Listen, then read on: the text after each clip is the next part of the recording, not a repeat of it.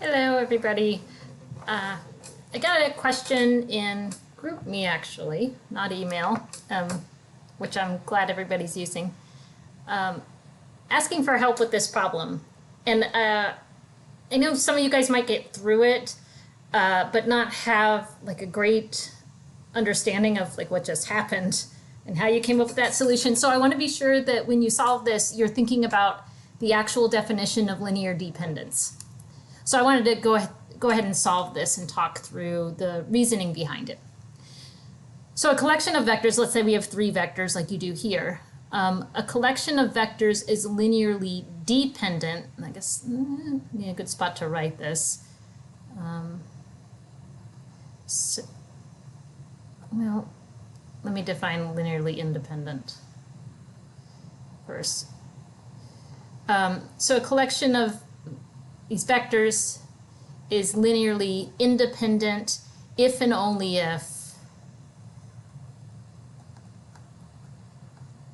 the equation C1 times vector 1 plus C2 times vector 2 C3 times vector 3. So basically a linear combination of the vectors v1, v2, v3, where here I have in mind this is v1, v2, v3 that were given in the problem.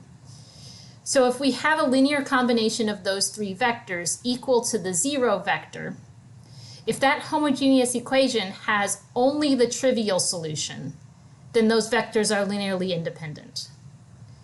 So let me finish writing out this. It's linearly independent if and only if this equation has only the trivial solution, which think of it as the cheap way to solve this equation, which is just to multiply every one of those vectors by 0.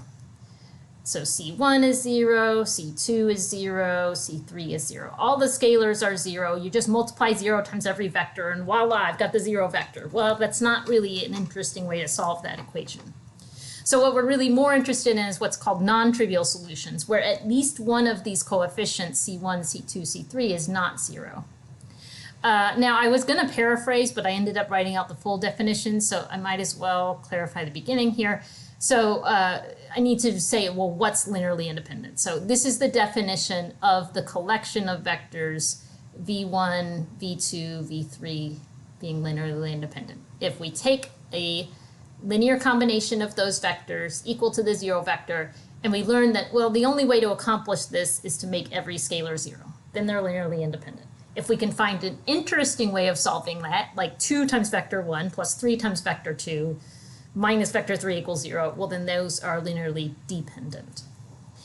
Okay, so the task here is to find the value of h for which the vectors are linearly dependent. So we want this system to have a non-trivial solution. And I believe it was mentioned in this section, probably the previous section, that a homogeneous system has a non-trivial solution if and only if there are free variables. So that homogeneous equation is going to have non-trivial solutions, plural. If you have one of them, then you're always going to actually have infinitely many, if there are free variables. At least one free variable. Okay, so let me see if I can scroll down here. And so suppose we work on solving this equation where v1, v2, v3 are these guys here. Well, then that equation could be represented as an augmented matrix where column 1 is that first vector, column 2 is the second vector, column 3. And I believe that was discussed in one of your last 2 sections, how this vector equation can be represented using this augmented matrix. Okay. So now we want to solve the system. So we want to reduce this thing. Now, there was some discussion also in GroupMe about how the pivots don't have to be ones, and they don't. If we're looking for echelon form, they don't have to be ones. And notice we're just trying to find conditions under which this is linearly dependent. We're not trying to find the actual solution set to the system.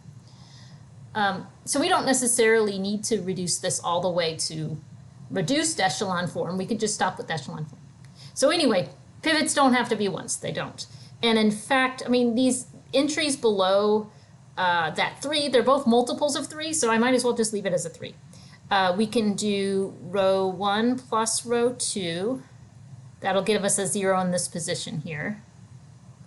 So I'm going to leave row 1 alone. Row 1 plus row 2 gives me 3 plus negative 3, so that's 0. 9 plus negative 12. Negative 2 plus 2. 0 plus 0.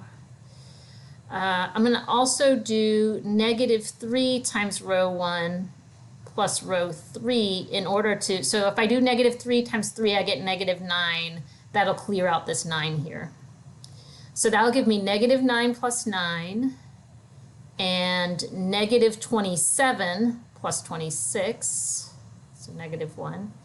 And then negative 3 times this would be positive 6 plus h. I'm going to write it as h plus 6. Okay, and then 0 plus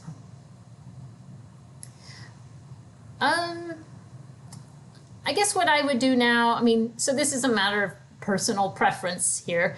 I suppose I'm going to swap these two rows. So swap row 2 and row 3.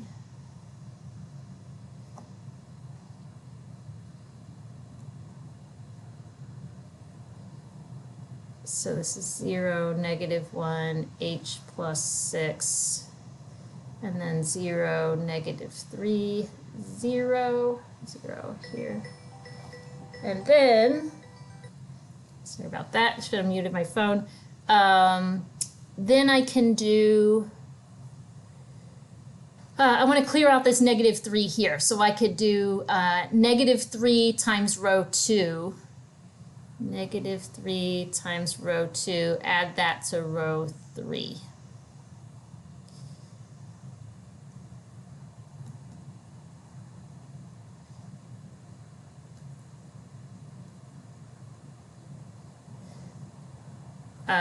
Okay, and then here I'm going to write out the arithmetic. Let me change colors.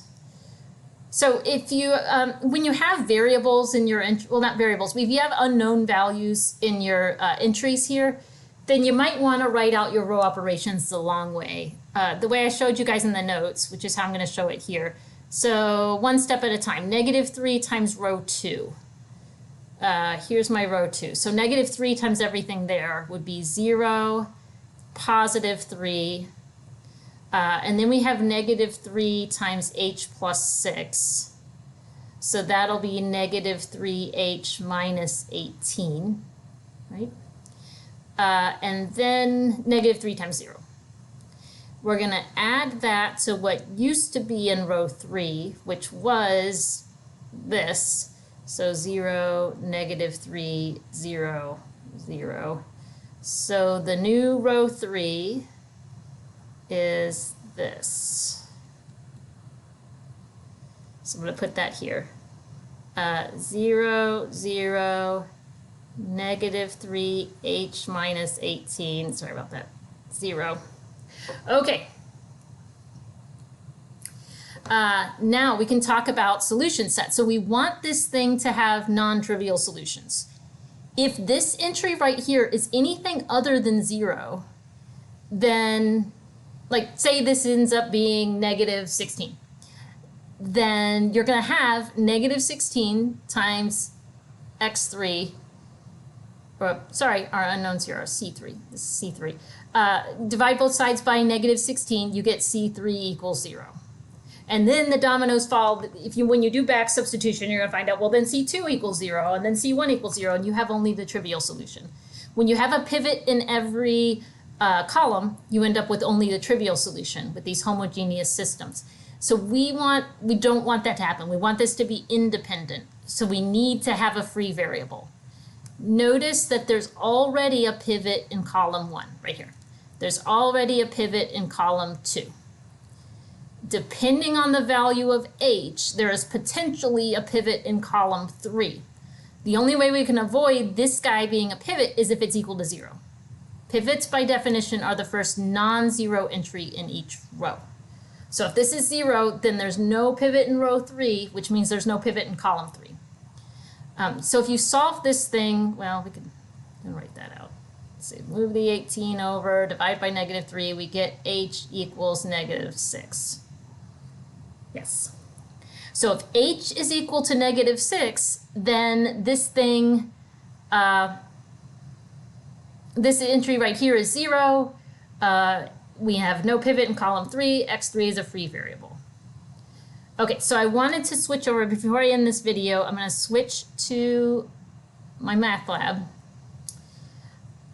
So the value of h, which makes the vectors linearly dependent, is -6, because then you'll have no pivot in column 3, so it'll cause x3 to be a free variable. Now x3, in the equation I wrote it C3, because I wrote it as C1 times vector 1, C2 times vector. They're just using x's instead of c's. But just to give everyone the satisfaction, okay, there we go. So even if you've solved that already, I just wanted to be clear about the reason that the answer is what it is.